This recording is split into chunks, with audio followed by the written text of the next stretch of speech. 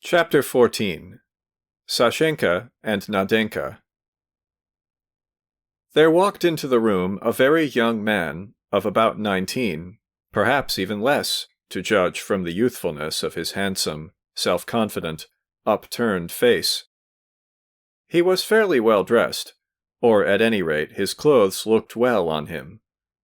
In height he was a little above the average. The black hair that hung in thick locks about his head, and the big, bold, dark eyes were particularly conspicuous in his face.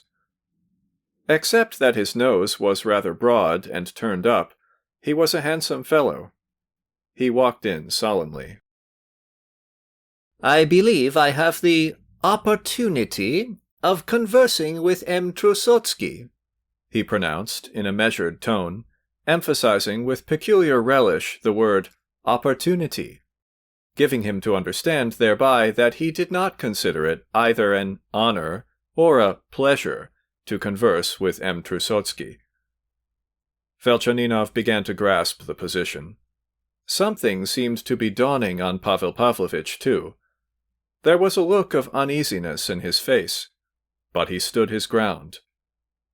"Not having the honor of your acquaintance," he answered majestically, "I imagine that you cannot have business of any sort with me." "You had better hear me first, and then give your opinion," the young man admonished him self-confidently, and, taking out a tortoiseshell lorgnette hanging on a cord, he examined through it the bottle of champagne standing on the table. When he had calmly completed his scrutiny of the bottle, he folded up the lorgnette and turned to Pavel Pavlovitch again. "Alexander Lobov." "What do you mean by Alexander Lobov?" "That's me. Haven't you heard of me?" "No." "How should you, though? I've come on important business that chiefly concerns you. Allow me to sit down. I'm tired." "Sit down," Velchaninov urged him, but the young man succeeded in sitting down before being invited to do so. In spite of the increasing pain in his chest, Velchaninov was interested in this impudent youth. In his pretty, childlike, and rosy face, he fancied a remote resemblance to Nadia. "You sit down too," the lad suggested to Pavel Pavlovitch, motioning him with a careless nod of the head to a seat opposite. "Don't trouble. I'll stand." "You'll be tired. You needn't go away, M. Velchaninov, if you like to stay." "I've nowhere to go. I'm at home." "As you please. I must confess I should prefer you to be present while I have an explanation with this gentleman. Nadezhda Fedosyevna gave me rather a flattering account of you." "Bah! When had she time to do that?" "Why, just now after you left. I've just come from there too. I've something to tell you, M. Trusotsky." He turned round to Pavel Pavlovitch, who was standing. "We, that is, Nadezhda Fedosyevna and I," he went on, letting his words drop one by one as he lolled carelessly in the armchair. "We've cared for each other for ever so long, and have given each other our promise. You are in our way now. I've come to suggest that you should clear out. Will it suit you to act on my suggestion?" Pavel Pavlovitch positively reeled. He turned pale, but a diabolical smile came onto his lips at once. "No, it won't suit me at all," he rapped out laconically. "You don't say so!" The young man turned round in the armchair and crossed one leg over the other. "I don't know who it is I'm speaking to," added Pavel Pavlovitch. "I believe, indeed, that there's no object in continuing our conversation." Uttering this, he too thought fit to sit down. "I told you you would be tired," the youth observed casually. "I told you just now that my name is Alexander Lobov, and that Nadezhda and I are pledged to one another. Consequently, you can't say, as you did just now, that you don't know who it is you have to deal with. You can't imagine, either, that I have nothing more to say to you. Putting myself aside, it concerns Nadyezhda Fedosyevna, whom you persist in pestering so insolently, and that alone is sufficient reason for an explanation." All this he let drop, word by word, through his closed lips, with the air of a coxcomb who did not deign to articulate his words. He even drew out his lorgnette again, and turned it upon something while he was talking. "Excuse me, young man," Pavel Pavlovitch exclaimed irritably, but the young man instantly snubbed him. "At any other time I should certainly forbid your calling me young man. But now you will admit that my youth is my chief advantage over you, and that you would have been jolly glad, this morning for instance, when you presented your bracelet, to be a tiny bit younger." "Ah, you sprat," murmured Velchaninov. "In any case, sir," Pavel Pavlovitch corrected himself with dignity, "I do not consider the reasons you have advanced, most unseemly and dubious reasons, sufficient to continue discussing them. I see that this is all a foolish and childish business. Tomorrow I'll make inquiries of my highly respected friend, Fedosey Semyonovitch. And now I beg you to retire." "Do you see the sort of man he is?" the youth cried at once, unable to sustain his previous tone, and turning hotly to Velchaninov. "It's not enough for him that they've put out their tongues at him today and kicked him out. He'll go tomorrow to tell tales of us to the old man. Won't you prove by that, you obstinate man, that you want to take the girl by force? That you want to buy her of people in their dotage, who in our barbarous state of society retain authority over her? I should have thought it would have been enough for you that she's shown you how she despises you. Why, she gave you back your indecent present today, your bracelet. What more do you want?" "No one has returned me a bracelet, and it's utterly out of the question," Pavel Pavlovitch said, startled. "Out of the question? Do you mean to say M. Velchaninov has not given it you?" "Damnation take you," thought Velchaninov. "Nadyezhda Fedosyevna did commission me," he said, frowning, "to give you this case, Pavel Pavlovitch. I refused to take it, but she begged me. Here it is. I'm annoyed." He took out the case and, much embarrassed, laid it before Pavel Pavlovitch, who was struck dumb. "Why didn't you give it to him before?" said the young gentleman, addressing Velchaninov severely. "As you see, I hadn't managed to do so yet," the latter replied, frowning. "That's queer." "What?"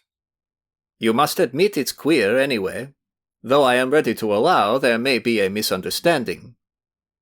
Velchaninov felt a great inclination to get up at once and pull the saucy urchin's ears, but he could not refrain from bursting out laughing in his face.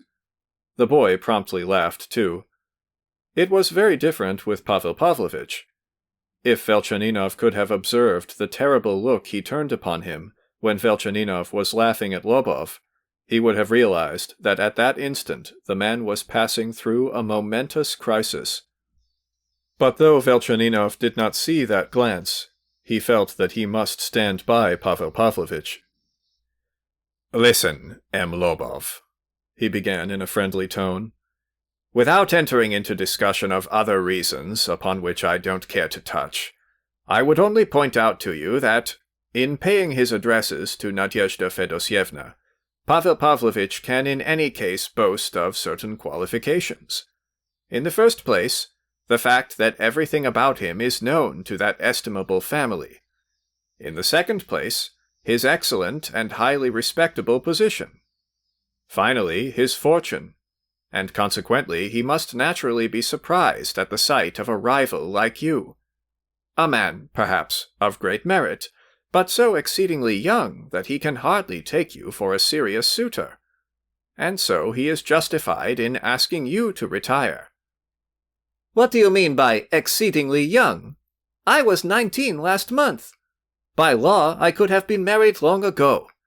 That's all I can say." "But what father could bring himself to give you his daughter now? Even if you were to be a millionaire in the future, or some benefactor of mankind.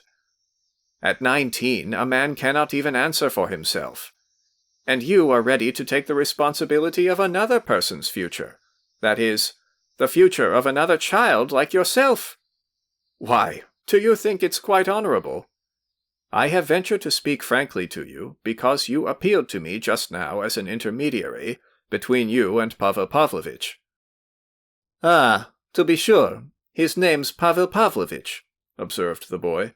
"How is it I kept fancying that he was Vasily Petrovitch?" "Well," he went on, addressing Velchaninov, "you haven't surprised me in the least. I knew you were all like that. It's odd, though, that they talked of you as a man rather new in a way. But that's all nonsense, though. Far from there being anything dishonorable on my part, as you so freely expressed it, it's the very opposite, as I hope to make you see. To begin with, we've pledged our word to each other, and what's more, I've promised her, before 2 witnesses, that if she ever falls in love with someone else, or simply regrets having married me, and wants to separate, I will at once give her a formal declaration of my infidelity, and so will support her petition for divorce. What's more, in case I should later on go back upon my word and refuse to give her that declaration, I will give her as security on our wedding day an IOU for 100,000 rubles, so that if I should be perverse about the declaration, she can at once change my IOU and me into the bargain. In that way, everything will be secured, and I shouldn't be risking anybody's future. That's the first point." "I bet that fellow, what's his name, Predposilov invented that for you," cried Velchaninov. chuckled Pavel Pavlovitch viciously. "What's that gentleman sniggering about? You guessed right, it was Predposilov's idea, and you must admit it was a shrewd one. The absurd law is completely paralyzed by it. Of course, I intend to love her forever, and she laughs tremendously. At the same time, it's ingenious, and you must admit that it's honorable, and that it's not every man who would consent to do it." "To my thinking, so far from being honorable, it's positively disgusting." The young man shrugged his shoulders. "Again, you don't surprise me," he observed, after a brief silence. "I have given up being surprised at that sort of thing long ago. Predposilov would tell you flatly that your lack of comprehension of the most natural things is due to the corruption of your most ordinary feelings and ideas by a long life spent idly and absurdly. But possibly we don't understand one another. They spoke well of you, anyway. You're 50, I suppose, aren't you?" "Kindly keep to the point." "Excuse my indiscretion, and don't be annoyed. I didn't mean anything. I will continue. I'm by no means a future millionaire, as you expressed it, and what an idea. I have nothing but what I stand up in, but I have complete confidence in my future.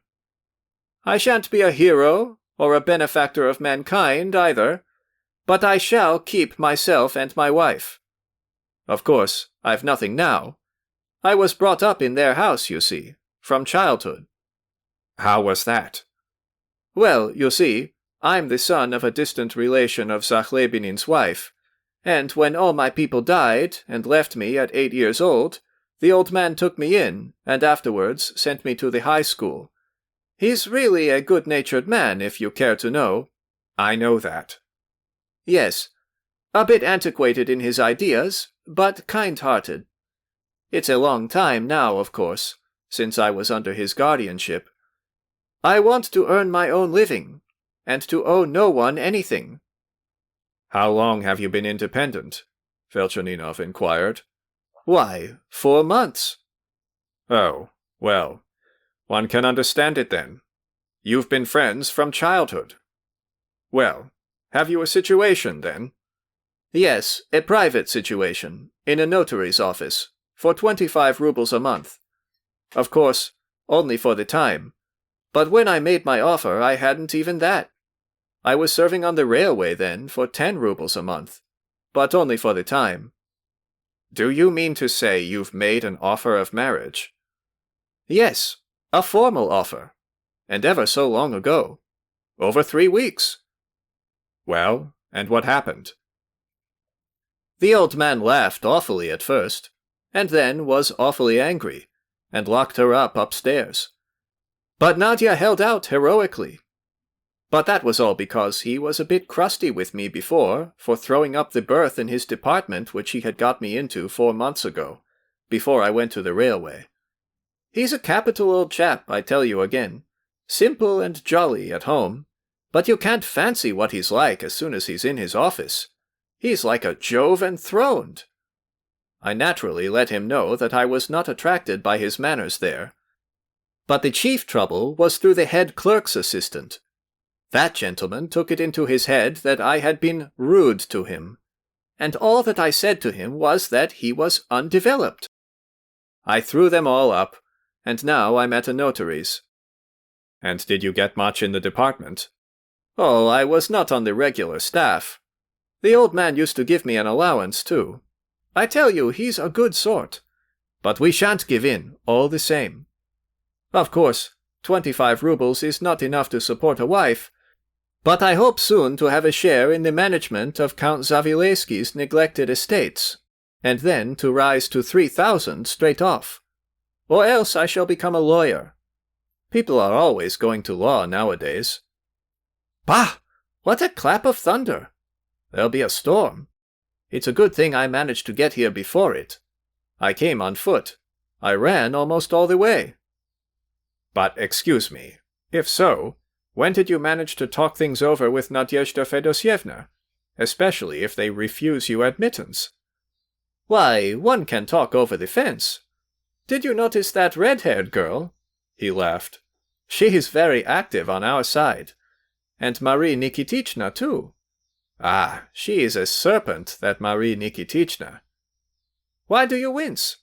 Are you afraid of the thunder? No, I'm unwell. Very unwell. Velchaninov, in positive agony from the pain in his chest, got up and tried to walk about the room. Oh, then, of course, I'm in your way. Don't be uneasy. I'm just going. And the youth jumped up from his seat. You're not in the way. It's no matter, said Velchaninov courteously. How can it be no matter? When Kobilnikov had a stomachache. Do you remember, in Shchedrin? Are you fond of Shchedrin? Yes. So am I. Well, Vasily... Oh, hang it. Pavel Pavlovitch. Let's finish. He turned, almost laughing, to Pavel Pavlovitch. I will once more, for your comprehension, formulate the question. Do you consent to make a formal withdrawal of all pretensions in regard to Nadyezhda Fedosyevna to the old people tomorrow, in my presence? I certainly do not. Pavel Pavlovitch, too, got up from his seat with an impatient and exasperated air. And I beg you once more to spare me, for all this is childish and silly. You had better look out. The youth held up a warning finger with a supercilious smile. Don't make a mistake in your calculations. Do you know what such a mistake leads to? I warn you that in 9 months' time, when you have had all your expense and trouble, and you come back here, you'll be forced to give up Nadyezhda Fedosyevna. Or if you don't give her up, it will be the worse for you. That's what will be the end of it. I must warn you that you're like the dog in the manger. Excuse me, it's only a comparison. Getting nothing yourself, and preventing others. From motives of humanity, I tell you again. Reflect upon it. Force yourself, for once in your life, to reflect rationally. I beg you to spare me your sermonizing! Cried Pavel Pavlovitch furiously. And as for your nasty insinuations, I shall take measures tomorrow. Severe measures! Nasty insinuations? What do you mean by that? You're nasty yourself, if that's what you've got in your head. However, I agree to wait till tomorrow, but if— Ah! Thunder again! Goodbye. Very glad to make your acquaintance. He nodded to Velchaninov and ran off, apparently in haste to get back before the storm, and not to get caught in the rain.